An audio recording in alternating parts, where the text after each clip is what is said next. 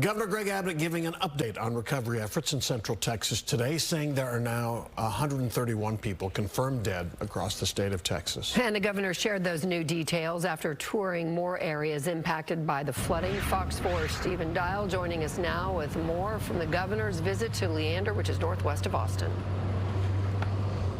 Multiple parts of the state are still at risk of flooding, with more rain still in the forecast. And as crews are still working to identify those in hard-hit Kerr County, Governor Abbott today is urging people to drive more cautiously this week. A week after the deadly 4th of July flooding in Texas's Hill Country, that area and Central Texas have been hit with multiple rounds of showers, resulting in flash flooding across the state. Because of weather that's going to be taking place today and overnight, maybe tomorrow, there are additional communities that need to be aware they're going to be facing challenges of their own. They include areas surrounding the communities of Uvalde, Del Rio, and Constance. And the state is already deploying resources in those regions to help them get prepared. Governor Abbott met with first responders in Leander Monday. A lot of focus has been on the Hill Country, and rightfully so.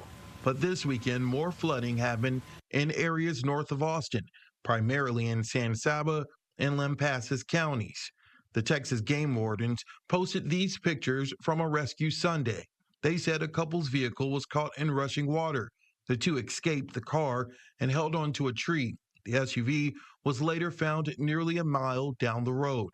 This is video of flooding in Uvalde County. Uvalde County Emergency Management reported high waters in multiple areas since Sunday. Parts of San Saba County were evacuated. As of 3 p.m. Monday, that evacuation notice has been lifted. We spoke to realtors in Central Texas about how they've been collecting donations for those impacted by the flooding. That's a lot of the reason for the boxes and the totes. People are trying to save what they can of their personal effects. And so this is to allow them to be able to package them up safely and store them somewhere while this is taking place. When it comes to the recovery efforts in hard-hit Kerr County, Governor Abbott said 97 people are still missing. Abbott said it could take some time to find everyone. Those who are missing on this list, most of them, were more difficult to identify because there was no record of them logging in anywhere.